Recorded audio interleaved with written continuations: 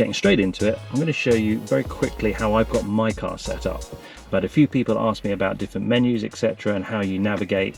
It can be a little bit confusing at first, but once you get it, it's pretty straightforward. The important thing is these two upper buttons here.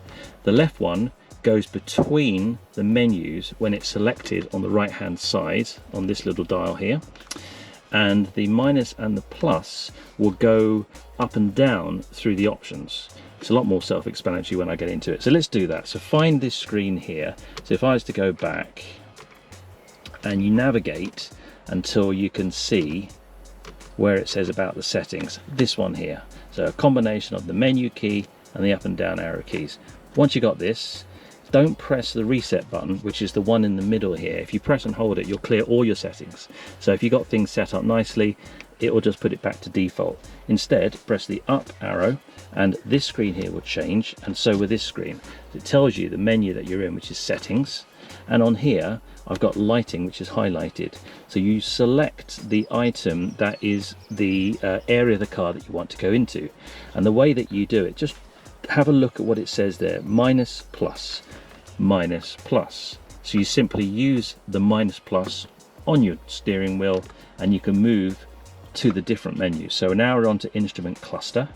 Once we're in the highlighted menu, you then use your arrow keys to navigate into that menu. So let's press the up arrow, and we got an option here of temperature indicator. So if you want it in Fahrenheit or want it in Celsius, you can change it, and you just use now the plus or the minus to go between those two settings. As simple as that.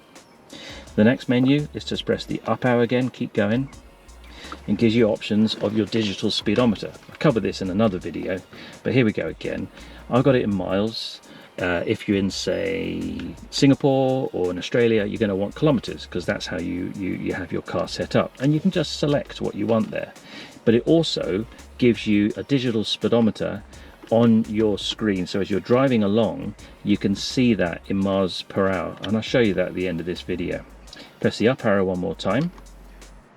You then got the text of which one you want to select into, so I'm going to go with English and press it one more time again, and we've gone back out that menu. So that's all the options that you've got in the instrument menu. Press the up arrow one more time. We're going to go back to where we were, instrument cluster. Let's move down now to lighting. Let's go into that same sequence again. Press the up arrow. We've got manual or constant. So manual is where you turn it on and it doesn't come on automatically. Constant means it's always on. I got the auto setting here on my dial, and it shows you the menu you're in. So this is your light circuit headlamp mode. Press it one more time. Locator lighting. Well, this is very simply where it will light the car's headlights when you lock the car for a period of time, and it'll allow you, if you park it on the drive, to get to your house so you can see what you're doing at night. If I press the up arrow, watch what happens. I then have a period of time that it stays on. I can have it for 30 seconds, 45 seconds. I'm going to stay at 15 seconds. If you don't want it, you press 0 seconds, so it goes off straight away. Press the up arrow one more time. You've got internal lighting delay switch off. So again, how long the internal lights will stay on. 5 seconds I have it set at that. You can do it longer if you want, it's up to you. Press the up arrow again. We've gone back now to the beginning, so press it one more time and then we'll go into the other upper menu. So press the up arrow. So we've done instrument cluster, we've done lighting. Let's go down to vehicle, see what that's all about. So here we got speed limit. If you want your winter tires to be warned, so you get warned if you're going over above a certain speed. I don't want to be 150 mile an hour winter tires, it's a softer composite, but you can change it accordingly here. Press the up arrow. We've got automatic door locks, so that will lock after the car is moving along, hits about 5 miles an hour. If you want to turn it off, you press the minus key. Let's go up again. Internal motion sensor when the roof is open. I like to keep this off.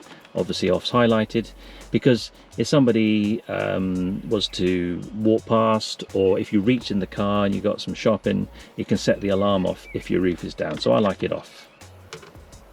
And now we're back out that menu. So let's press the up arrow one more time, and we're going to convenience, which actually is the last menu. So let's quickly go through this. So here we've got options for the active easy entry feature. So steering column and seat is how I have it, and it means that the seat is going to move back towards the rear of the car, the steering column is going to move down, and then as I get in the car it will move back into position, so it just allows that bit more space if you're getting in the vehicle and you're quite large and you just need that little bit of extra comfort when you're entering the vehicle. It's quite a handy feature that. Press the up arrow, let's see what else we've got. Key dependence, so you can either have that off or on. I like it off so you don't have to have the key. Mirror setting when parked, that's good. I like that on. It means when I put it into reverse, the mirror dips on the left hand side, and you can turn that off. You can also turn it off simply just by pressing the mirror so that it's on the driver's side. I'm in the UK obviously, and it'll stop it from dipping. If you put the control so that it's on the passenger side, then it will dip the mirror as you reverse. Let's press the up arrow and see what else we've got. Folding mirrors when locking. I think that's a great feature. I always have it on. And now we're back out.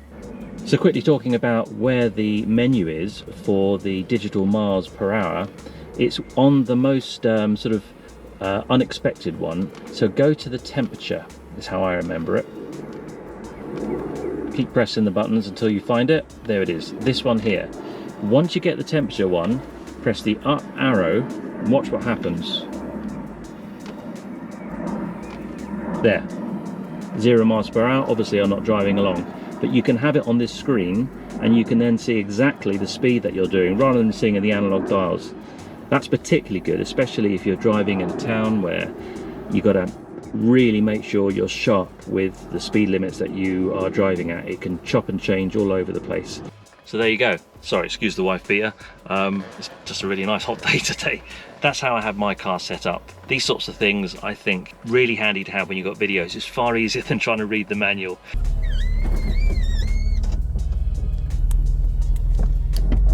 So there you go.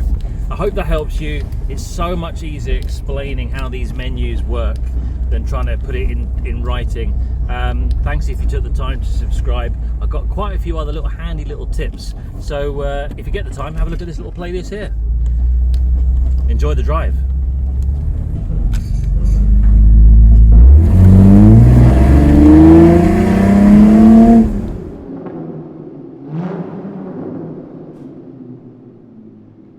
Let's move on, 'cause it's time to move on.